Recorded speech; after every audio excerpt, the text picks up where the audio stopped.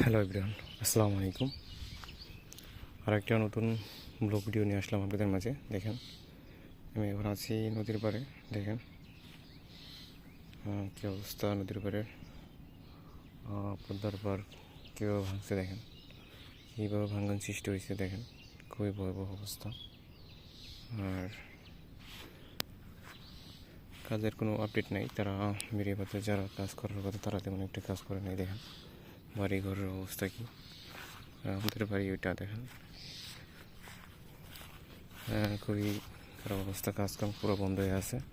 এখানে বাড়িঘর ছিল যা গত বছর ভেঙে নিয়ে গেছে, সেটা আপনাদের ভিডিওতে দেখাইছি। দেখেন এখানটা বাড়িঘর ছিল গত বছর, এখানটা সবগুলো ভেঙে নিয়ে গেছে। এখন সামনে আবার আসতেছে বর্ষা। গত বছর বর্ষায় অনেকের বাড়িঘর ভেঙে গেছে। সামনে হয়তো বা খুবই ভয়াবহ পরিস্থিতি অপেক্ষা করতেছে। এখানে কিন্তু প্রত্যেকটা ভিত্তিতেই বাড়িঘর ছিল, যেগুলো দেখেন ভেঙে কী অবস্থা হয়েছে। এখন জানি না সামনে কী হবে। দেখেন এদিকে কী অবস্থা, কী পরিমাণ ভাঙন হয়েছে আর কী পরিমাণ এখনও ভাঙতেছে। কারণ এখনও বর্ষার কিছুই না, যদি এখনও পানি কিছুই পারে নাই। দেখেন এই ধাপারে কোনো রকম পানি বলাতেই দেখেন কী পরিমাণ জায়গা ভেঙে গেছে। প্রত্যেকটা জায়গায় দেখেন কী পরিমাণ ভাঙন সৃষ্টি হয়েছে। গত বছর এখানটা কী পরিমাণ জায়গা ভাঙছে, তো এই বছরও ভাঙতেছে। সামনের দিনগুলো হয়তো আমাদের জন্য খুবই ভয়াবহ দিন অপেক্ষা করতেছে। জানি না সামনে কী হবে, কত আল্লাহ ভালো জানে। কারণ আল্লাহ তো এই জায়গা জমিনে সব কিছুর মালিক। তো কারণ জানি না নদীর পাড়ার মানুষের জন্য কী অপেক্ষা করতেছে সামনের দিনগুলো। কারণ এরা জিও ব্যাগ ডাম্পিং করার কথা ছিল, তারা জিও ব্যাগ ডাম্পিং করতেছে না এখনও। বলছে যে ঈদের পরে কাজ হবে, এখনও কাজ শুরু করে নাই। দেখতে পারতেছেন কী অবস্থা। এই কাজ কবে হবে সেটা জানি না। আর এরা কাজ করতেছে 3 বছর যাবত, এখনও তারা একটা ব্লক এখনও পানিতে ফেলাইতে পারে নাই। কিছু ব্লক হয়তো বা বানানো হয়েছে, কিন্তু সেই তুলনায় যা বানানোর কথা তার সেই তুলনায় অনেক খুবই কম। যা ভয়াবহ অবস্থা। দেখেন এখানটা বাড়িঘর ছিল, দেখেন কী অবস্থা। ঝড় তুফানে প্লাস নদী ভাঙ্গন, নদীর পাড়ের মানুষজনের এখন খুবই বিপজ্জনক অবস্থায় আছে তারা। জানি না সামনে কী হবে। আর এই যে পল্টন আইনে রাখছে, তারা ব্লক ডাম্পিং করবে, জিও ব্যাগ ডাম্পিং করবে, যেটা এখনও জানি না কদ্দূর কী। আর এই কাজগুলো করার কথা ছিল আরও আগে, যেটা আমাদের জন্য ভালো হতো। সেই কাজ কিছুই হচ্ছে না, যা ভয়াবহ পরিস্থিতি অপেক্ষা করতেছে আমাদের জন্য। দেখেন কীভাবে বাড়িঘর গত বছর ভাঙছে, সেটা আপনারা কিন্তু ভিডিওর মাধ্যমে দেখাইছি। আর এই বছর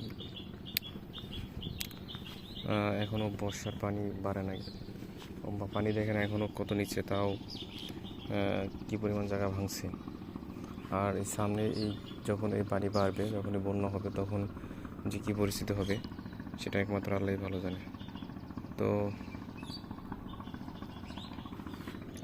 এখানে প্রায় 50 থেকে 60 হাত পানি, যেটা আপনারা হয়তো বা বুঝতেই পারতেছেন। কারণ এত গভীরতার কারণে জায়গাগুলো ভাঙছে এভাবে।